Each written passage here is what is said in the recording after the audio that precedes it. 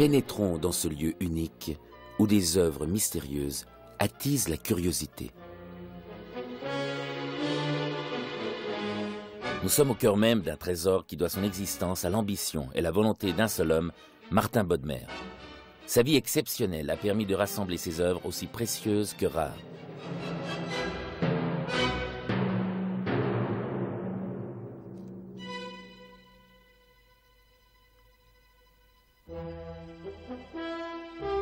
Cet édifice spirituel présente les écrits du pouvoir, du savoir, de la foi et de l'art. Ils attestent de la grandeur d'âme et de la puissance créative que l'homme a su atteindre tout au long de son parcours intellectuel. Ainsi, les objets et les livres témoignent de ce que les civilisations ont réalisé de plus remarquable à travers les âges. Cet héritage légué à l'humanité est soigneusement conservé au musée de la Fondation Martin Bodmer à Cologny, près de Genève. L'architecture audacieuse, créée en 1999 par l'architecte Mario Botta, présente les œuvres dans un environnement qu'il définit lui-même comme une sorte de coffre souterrain. Certains y verront un écrin, d'autres une crypte qui invite au recueillement pour admirer des trésors en dehors du temps. Martin Bodmer est né le 13 novembre 1899 à Zurich. Il est issu d'une famille d'industriels qui exerçaient son activité dans la fabrication de la soie depuis l'an 1700. Il grandit dans une magnifique demeure sur la colline du Freudenberg qui domine Zurich, hors des murs de la vieille ville. Cadet de 5 enfants, il grandit dans une famille de collectionneurs entouré par l'amour maternel. Mais Martin Bodmer n'a que 16 ans lorsque son père décède. Boulimique de lecture, il entreprend des études de littérature allemande à l'université de Zurich. Martin Bodmer a collectionné très jeune déjà, très jeune. Il était le seul des 4 qui vivait près de sa mère au Freudenberg. Il avait toute la place là, d'avoir commencé une collection de livres. Il avait déjà, à l'âge de 20 ans, déjà une assez grande collection. Et il savait qu'il n'allait jamais avoir une autre occupation de sa vie que de collectionner. Son goût et son intérêt fort prononcé pour les livres lui font acheter très tôt ses tout premiers ouvrages. Aussi, bien des années plus tard, évoquera-t-il la première esquisse du projet qui allait dominer sa vie entière, la formation de sa bibliothèque. Son origine est celle de toute entreprise semblable. On réunit quelques livres d'un auteur préféré, on y ajoute d'autres. Tantôt c'est un cadeau, tantôt l'argent de poche de l'écolier qui se permet une extravagance. Ma première acquisition, j'avais environ 15 ans, fut La Tempête de Shakespeare, illustrée par Dulac. Je l'aperçois en vitrine et ne puis m'empêcher de passer et de repasser pour la regarder. Enfin, je prends mon courage et en demande le prix. C'est 30 francs. Et je n'en ai que 29. Malgré tout, le libraire me confie le volume en m'exhortant de ne pas oublier ma dette. Dès lors, Martin Bodmer ne cessera d'agrandir sa collection avec une indéfectible passion. L'importante fortune familiale procurera les moyens nécessaires à une telle ambition. Sa mère, Mathilde Zöli, tient une place prépondérante dans l'engouement littéraire et bibliophilique de son fils. Elle l'encourage et alimente très concrètement ce projet.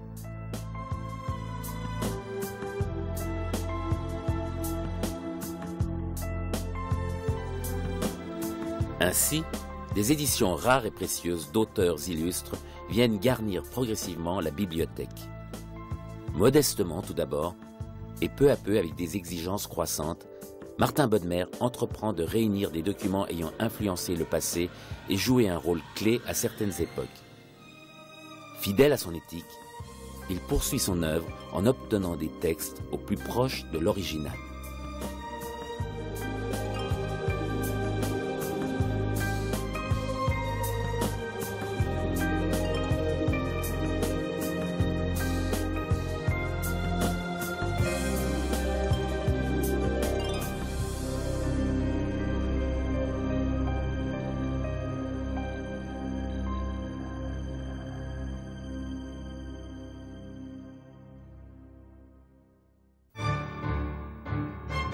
« 1939, la Seconde Guerre éclate. Par une lettre adressée à son ami Max Hubert, Martin Bodmer, qui n'était pas incorporable, se met à la disposition du Comité international de la Croix-Rouge. Pour cela, il s'installe progressivement à Genève.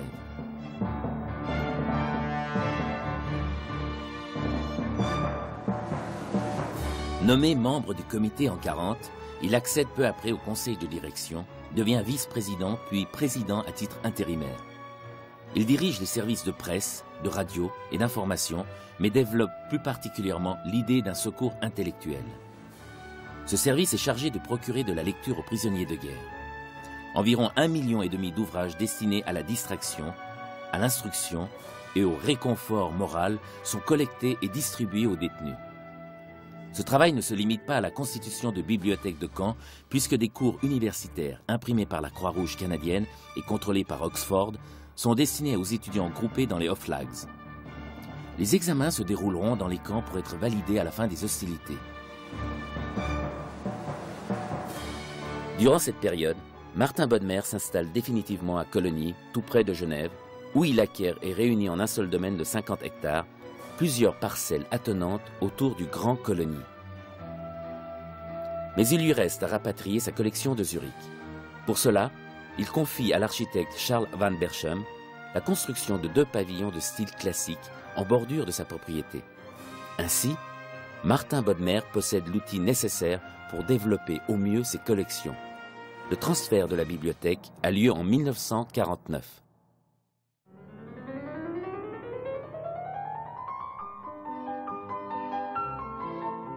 La portée humaniste et universelle de sa collection l'incite à vouloir créer une fondation garantie par l'UNESCO. Mais ce projet n'aboutira pas.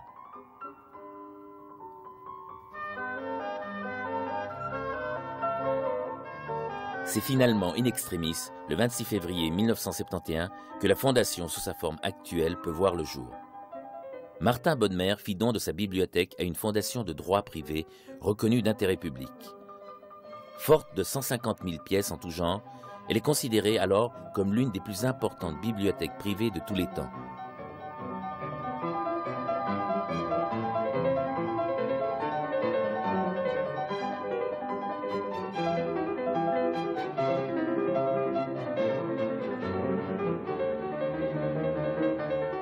Le 22 mars 1971, Martin Bodmer s'éteignit. La Fondation a pour but le maintien, le développement et le rayonnement de la collection. Afin de conserver au mieux ce patrimoine universel, le professeur Charles Mella, ainsi que les membres du conseil de fondation qu'il présidait, décidèrent d'entreprendre des travaux pour créer de nouveaux espaces d'exposition et d'archivage. Quand une collection possède de tels trésors, lorsque le patrimoine de l'humanité s'y trouve représenté de cette manière, nous pensions que nous avions le devoir d'offrir en partage, de rendre accessibles tous ces trésors. Et c'est la raison pour laquelle nous avions décidé cette extension du musée de manière à rendre plus accessibles les pièces en question. Se poser la question du choix d'un architecte, nous avons pensé aussitôt à Mario Botta. Nous tenions à ce qu'il réalise une grande œuvre à Genève. Il a lui-même répondu avec enthousiasme à notre demande. Et comme il l'a écrit à plusieurs reprises, les musées ont à ses yeux pris le relais de ce qu'étaient les églises ou les cathédrales au sein de l'espace urbain. Et ce côté en même temps sacré, précieux du musée était ce que nous cherchions pour des pièces d'exception. Le lieu de la Fondation Bodmer, c'est un lieu tout à fait particulier. C'est une vraie terrasse à Cologny sur le lac et sur Genève. Et cette situation, il avait les 2 petites maisons éclectiques du début siècle comme isolés, sans aucune relation entre eux. Le nouveau bâtiment, qui est un bâtiment hypogée, qui est sous terre, établit un nouveau rapport puisqu'il crée une terrasse minérale, un vrai plan horizontal qui devienne ligne d'horizon pour la lecture de la ville et du lac qu'il y a en bas. Il restait à réunir les fonds propres nécessaires au financement de ces travaux. Pour créer un nouveau musée qui permette d'accéder aux trésors de la collection, nous avions besoin de ressources. Et l'aventure exceptionnelle qui s'est produite a consisté à mettre en vente un dessin de Michel-Ange, le Christ et la Samaritaine au puits de Jacob. Ce dessin a été mis en vente à New York. Le produit de cette vente exceptionnelle a permis de couvrir intégralement les frais du musée, qui nous permet de passer de Michelangelo à Mario Botta. Le nouveau projet pour la bibliothèque Bodmer demandait à l'architecte de mettre en valeur un patrimoine extraordinaire, un patrimoine de mémoire, un patrimoine de culture qui sont les livres. Alors, la difficulté, c'était de donner à cette exposition une valeur adjointe, une émotion telle qui mette le visiteur en rapport pas seulement à l'objet physique, mais à la mémoire de ces livres. Nous, on a imaginé comme un coffre où l'histoire il est aussi présente. Il ne s'agit pas seulement de répondre de manière technique, de manière fonctionnelle, mais de faire que la mémoire du livre, la mémoire du passé, la mémoire de la culture soit aussi, dans un certain sens, protégée à l'intérieur de cette exposition.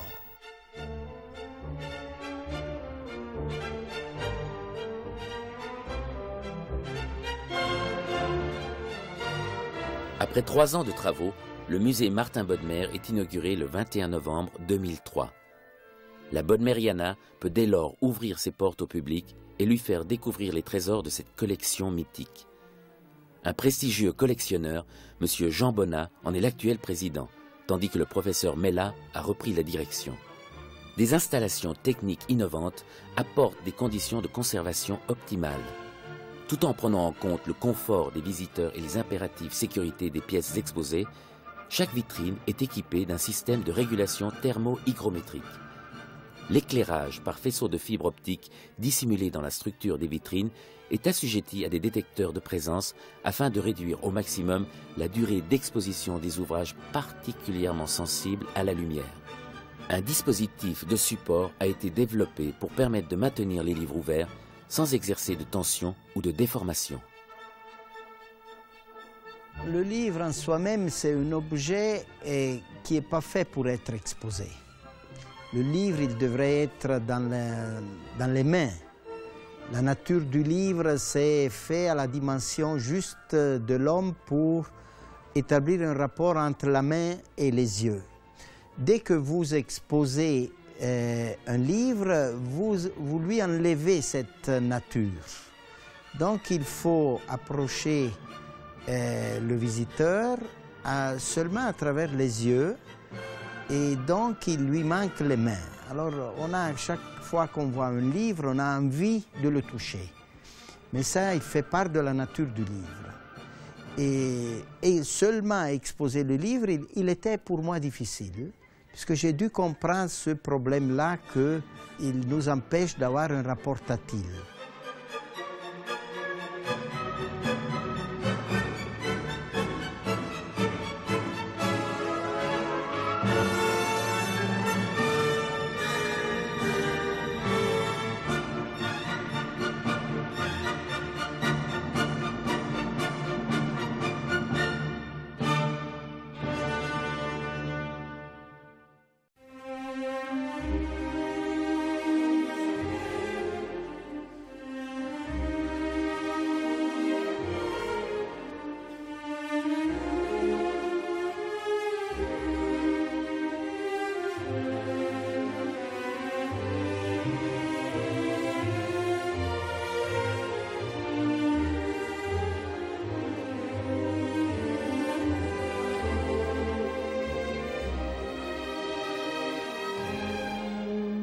Martin Bodmer avait suivi des études en littérature allemande.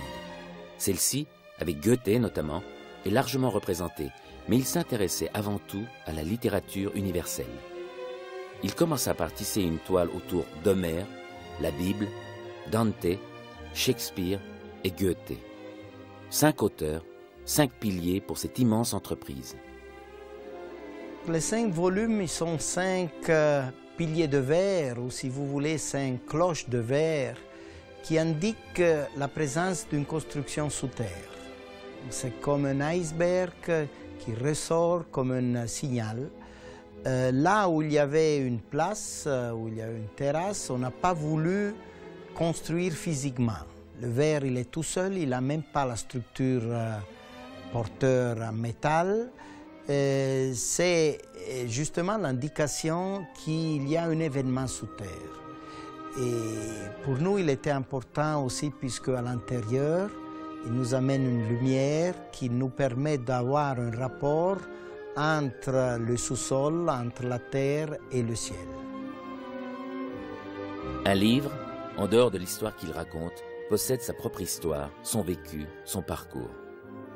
À chaque acquisition se rapporte un sentiment, un souvenir ou une anecdote. Les secousses et les brûlures de l'histoire eurent toutes leurs répercussions pour une collection qui s'est constituée sur plus d'un demi-siècle.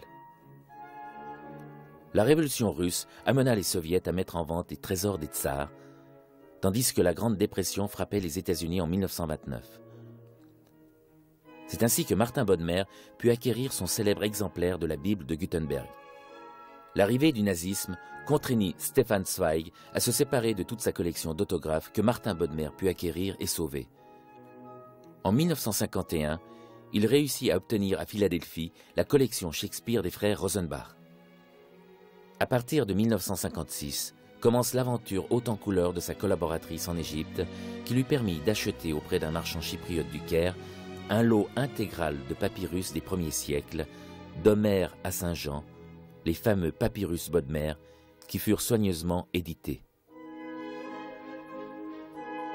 Cette chance qu'il a eue, c'est certainement après-guerre, on pouvait acheter beaucoup. Il n'y avait pas beaucoup de choses qui étaient sur le marché, mais les choses qui étaient là, on pouvait les acheter bon marché.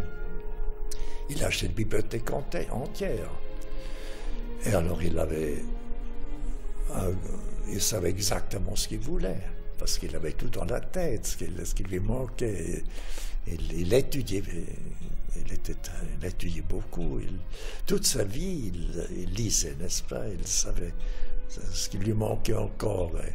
Il aurait continué, en tout cas, de collectionner.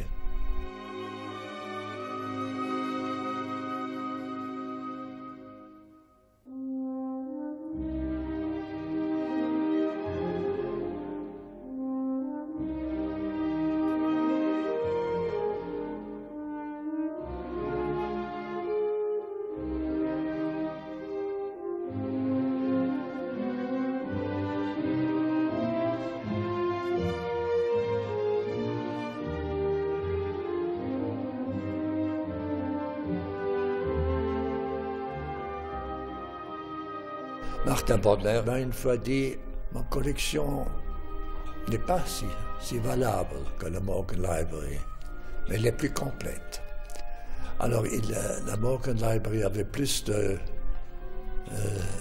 manuscrits enluminés. Et ça ne l'intéressait pas tellement, Martin. Il avait quelques-uns aussi, mais je lui ai dit, mais c'est tellement beau ces manuscrits enluminés. Il m'a dit, oh, si je trouve qu'il est illustré par Fouquet ou une chose pareille, alors je l'achèterai.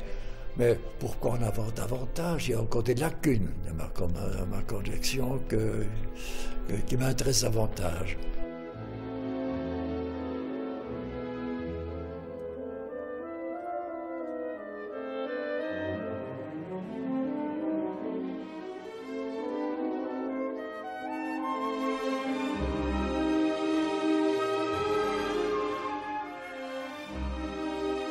Aujourd'hui, la bibliothèque de Martin Bodmer se compose de 160 000 pièces de collection et d'ouvrages nécessaires à la recherche. Seule, une petite partie reste visible et accessible au public. À son attention, une organisation minutieuse a été mise en place selon les critères édictés par Martin Bodmer lui-même. Ainsi, les visiteurs cheminent dans le musée selon un itinéraire qui reflète le parcours intellectuel de l'humanité au fil des âges et des civilisations. Nous avons voulu représenter le cheminement de l'humanité depuis les origines de la civilisation jusqu'à nos jours. Le visiteur, au premier niveau, découvre le monde antique, sumérien et babylonien, le monde égyptien, puis la Grèce et Rome, après quoi la Bible et la chrétienté, suivi du Moyen-Âge et de la Renaissance, et la fin de la visite du premier niveau est consacrée aux traditions orientales et au dialogue des cultures, des religions entre l'Orient et l'Occident. Quand on descend, le deuxième niveau présente d'abord la grande œuvre de Shakespeare et les siècles classiques, puis le XVIIIe siècle, les Lumières avec Goethe, qui était pour Martin Bodmer le pilier de sa fondation, suivent l'histoire des sciences et nous terminons avec le XIXe et XXe siècle, de l'âme romantique et de son rêve jusqu'au temps moderne.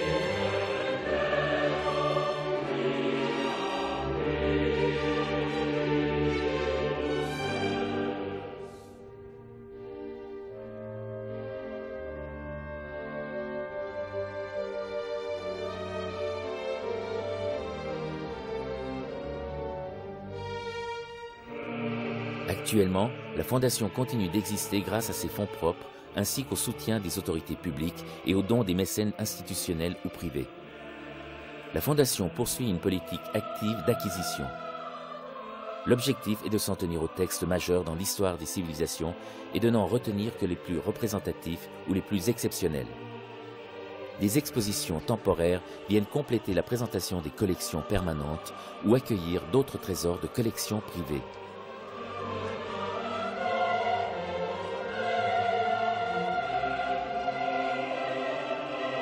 Présentations ponctuelles, dédicaces d'auteurs contemporains et lectures publiques deviennent des rendez-vous réguliers. Nous avons un souci d'ouverture et de service à la collectivité, d'ouverture sur le plan international et de service en rapport avec les institutions qui à Genève font les événements, la comédie ou le grand théâtre. Nous accueillons des collections privées, nous organisons également des explications aux scolaires qui viennent et qui peuvent trouver d'ailleurs dans notre site web des éléments importants et l'ensemble de ceci permet d'animer la vie culturelle à Genève. La Fondation publie régulièrement des ouvrages et des catalogues prestigieux en collaborant avec les presses universitaires de France à Paris ou avec Schwabe Verlag à Bâle. Elle accueille de nombreuses personnalités du monde politique, diplomatique et intellectuel. Elle met en valeur un patrimoine qui est celui de l'humanité tout entière. Il y a beaucoup de choses à dire sur ce qu'est la Fondation Bodmer, mais je dirais nous avons affaire à un de ces cas magnifiques où un collectionneur travaille sa vie durant pour faire un superbe cadeau à l'humanité. Martin Bodmer a constitué cette collection qui est incroyable de par sa qualité, de par sa richesse, de par le nombre d'exemples de documents différents de tous les âges, de toutes les époques, mais avec un niveau de qualité extraordinaire. Je crois qu'on visite cette exposition avec un sentiment de fierté d'appartenir au genre humain et en même temps un mouvement d'humilité devant tant de choses extraordinaires qui sont produites là. Il me semble que cela tient à la philosophie de la collection qui illustre l'histoire des civilisations à travers des textes extrêmement marquants pour des moments importants de l'histoire culturelle, spirituelle, scientifique et artistique de l'humanité. C'est un musée qui a été construit pour une collection et pas pour n'importe quelle collection. C'est un musée qui a été construit pour mettre en scène le dialogue entre l'écrit et le figuratif. Et que ça, je trouve que c'est une démarche intellectuelle réellement passionnante. Le souci constant des progrès de l'esprit humain est, sinon la conception la plus dynamique, du moins la meilleure qu'on puisse avoir. Dans l'avenir, aussi bien qu'aujourd'hui, elle garde son sens et sa noblesse. Poursuivons donc notre tâche, chacun à notre place, et continuons à transmettre notre contribution à l'édifice de la vraie culture. Martin Bodmer.